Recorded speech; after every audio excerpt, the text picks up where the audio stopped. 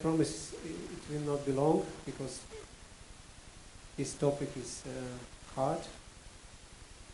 We talk about mainly preclinical studies,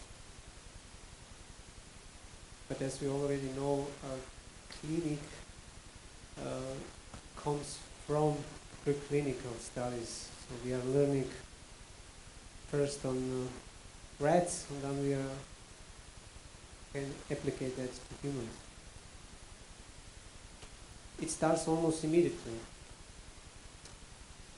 You can even say that systemic response to stroke that we could in fact show in our own study in Austria is within hours neutrophil blood cells are invading the stroke area within hours. So we have a little time, because when neutrophil is there, the inflammation begins. So we need the fast and efficacious reperfusion options. Second phase begins days to weeks. This is sometimes phase of tremendous spontaneous recovery, as we can all as clinicians witness. Sometimes we see the patients without reperfusion therapy with severe stroke and dramatic spontaneous recovery. In this second phase, we have also a window of opportunity to boost this natural curing repair with physiotherapy and pharmacotherapy. Up. No. Okay, so to put it in an image context, we have neuroprotection, limit the loss of functions, neurorecovery, regenerate lost functions. How can we achieve it? Let's look at it. So let's talk a little about neuroplasticity. This can be regarded as function of synapses, so transient or permanent as structural changes. Healthy brain of an adult had a tremendous potential for recovery. And we can this recovery promote even selective. We should be aware of it. This recovery, fortunately, does not proceed beyond 3 months in most cases. So again, time is brain. Time is brain. Yep. So we have different paradigms. One of them is plasticity of areas of cortical representations. Then modifiable functional cortical representations. We can see these representations using advanced neuroimaging.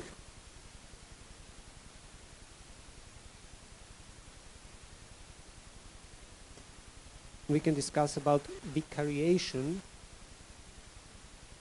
since our brain had some reserve capacity to overtake the functions lost.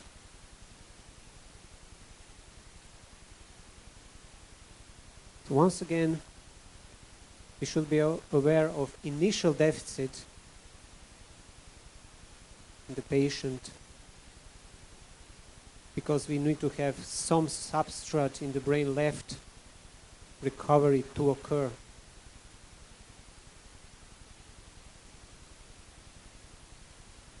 So, early in the course of the ischemic stroke, perilesional region underwent many changes. So, for example, enhanced expression of plasticity-related proteins, neurotrophic factors, certain neurotransmitters are upregulated, certain are downregulated, and certain inhibitory factors are expressed. So, thanks to basic science, we can identify these key factors, and we can put the pressure on them, we can modify them with our interventions. So, how can we induce and promote neuroplasticity? So there are many non-standard measures.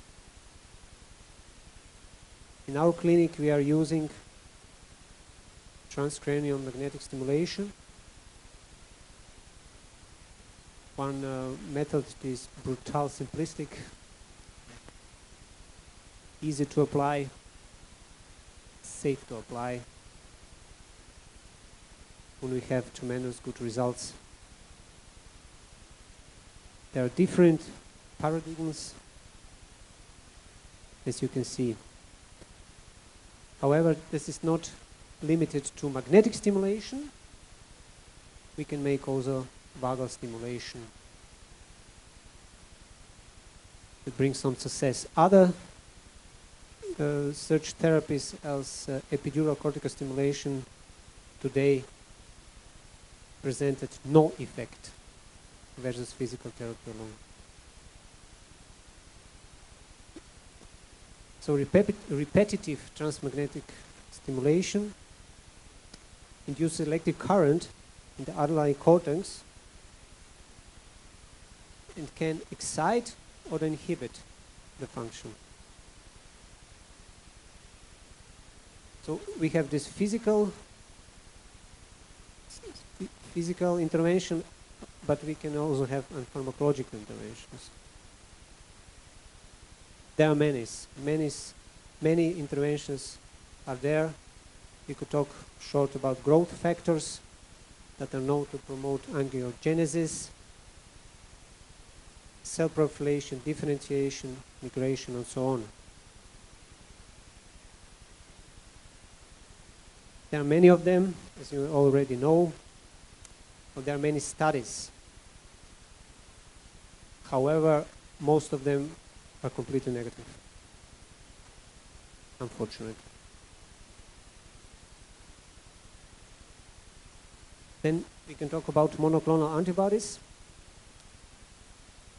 They can block inhibitory factors presented in the perilesional cortex.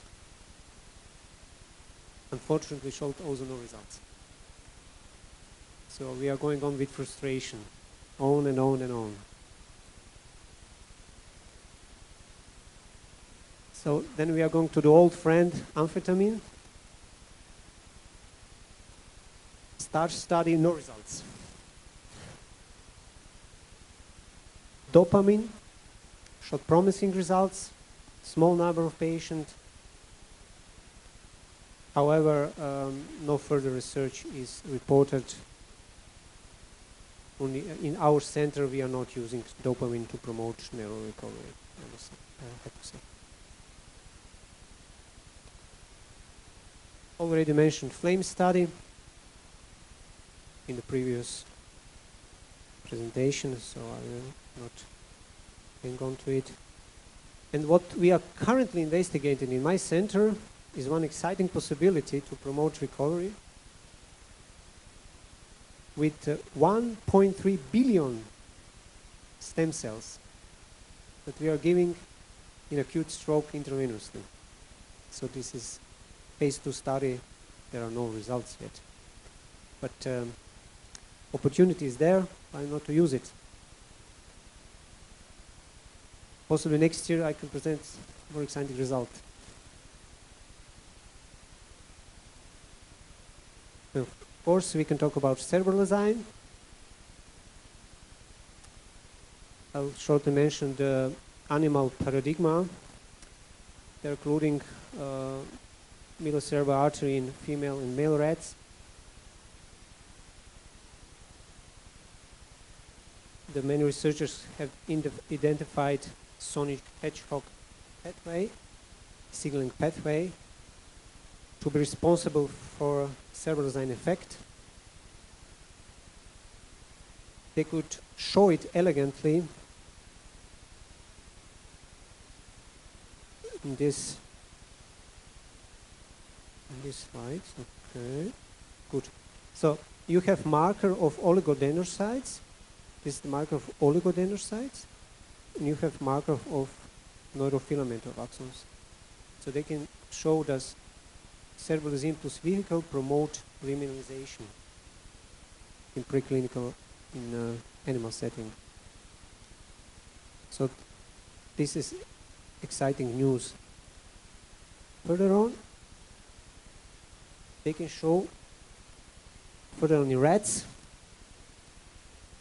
that different dosage of cerebral design could bring exponential effect again in rats. Small study, only 20 patients. Okay. So then we are going to clinical arena. One exciting study could show in severe, moderate to severe patients benefit from cerebralizing in Fugl-Meyer assessment score. And they can conclude that cerebral design stimulates recovery of motor functions.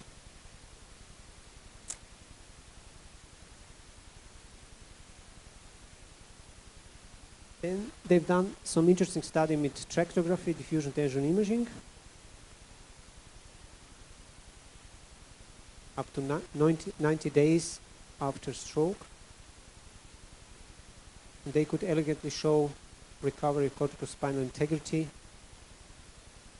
protection against degeneration, structural compensation, and protection against demyelinization. Really important. Furthermore, they've done elegantly resting state functional MRI,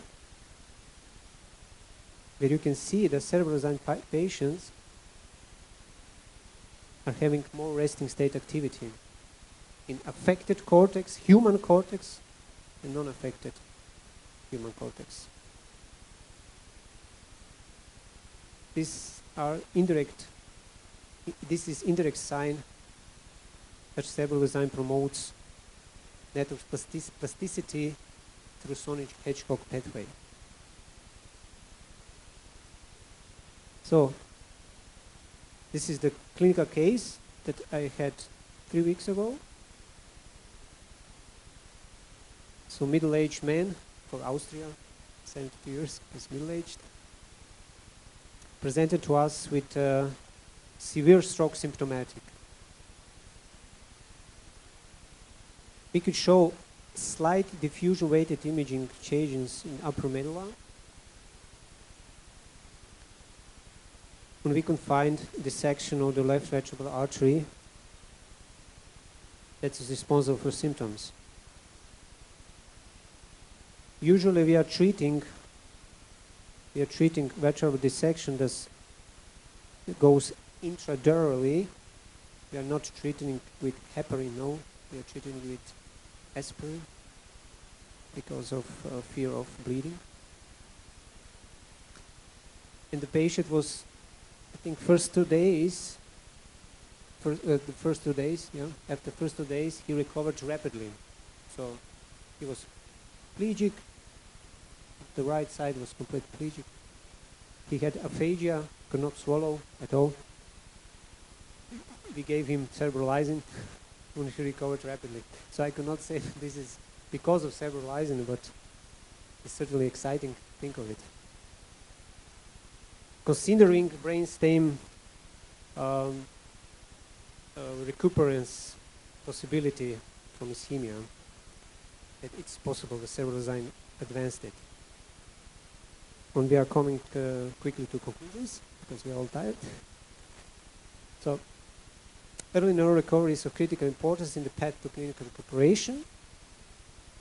Time is brain, all over again, time is brain. It can be additionally influenced by some pharmacological interventions. Many of them are investigated now as plasma cells, stem cells. Fluoxetine, cerebrolizine are having most robust preclinical clinical data. We should not disregard this. We should not disregard this. We could use it, and we are using it, cerebrolizine in my setting. And other promising agents should be further investigated. Those are my conclusions. I will take questions. Thank you.